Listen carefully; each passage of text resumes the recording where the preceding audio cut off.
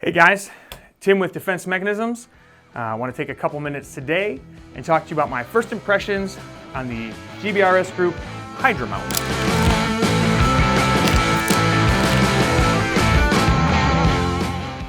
Been talking a lot about rifle setup, barrel length, optic height, that kind of stuff.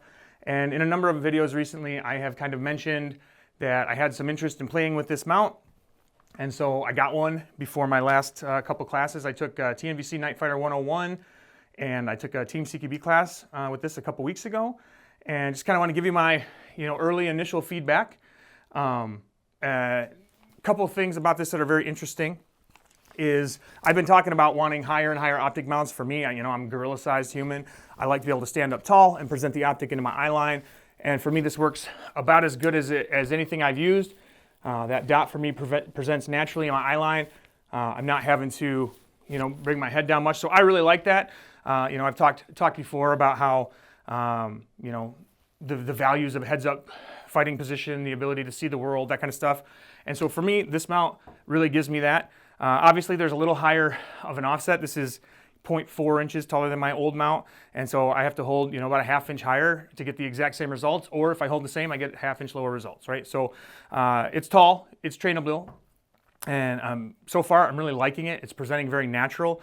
It does a couple other nice things for me. So one of the negatives of a shorter gun, 11.5, one of the negatives of a gun like that I've talked about for me, again, being big gorilla sized, is ergonomics. If my end gall, this one's a clone. I broke a real end gall in that class, but this one's a clone. And if the end gall is all the way out in front, it pushes my hand back in a way that I just don't find comfortable. I'd rather have my hand all the way to the end of the rifle. I'd rather have all that space. And so the Hydra mount, giving me the tall optics, which I enjoy for the heads-up shooting, also is moving my laser off the front of the rifle, giving me that space back for my hand, which I have found to be really nice. Another really cool advantage that does by moving all of the weight of the laser unit to the upper receiver is that weight is now more central in the rifle, and I find that it feels lighter and it points easier by taking that weight off the muzzle. Now, it helps me with the ergonomic issues of a short gun, but in order to make this work, I needed a long switch. GBRS does offer some Unity Axon switches that they had custom made with the longer leads, but they're completely out of them for end gall right now and have been for some months. I've been looking. And so I had a buddy of mine with some scissors and a soldering iron splice me this one. We'll see how long it lasts, but I'm really liking, I've talked before about the benefits of vis override, and for me, I love to have white light and laser on one switch. And so in that regard, this system is working really good for me. For sure, I have a new laser offset to learn. The laser's much higher, the offset's much higher than it was before at the end of the rail at 12 o'clock. So that's a consideration.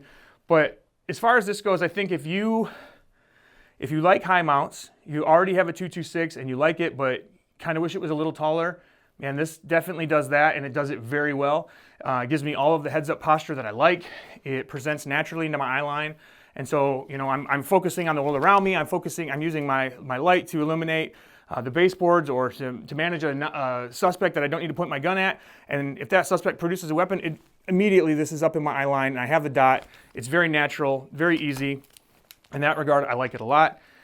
For sure, the extra offset's going to take a little bit of time to train, but very trainable. It's ½ inch different.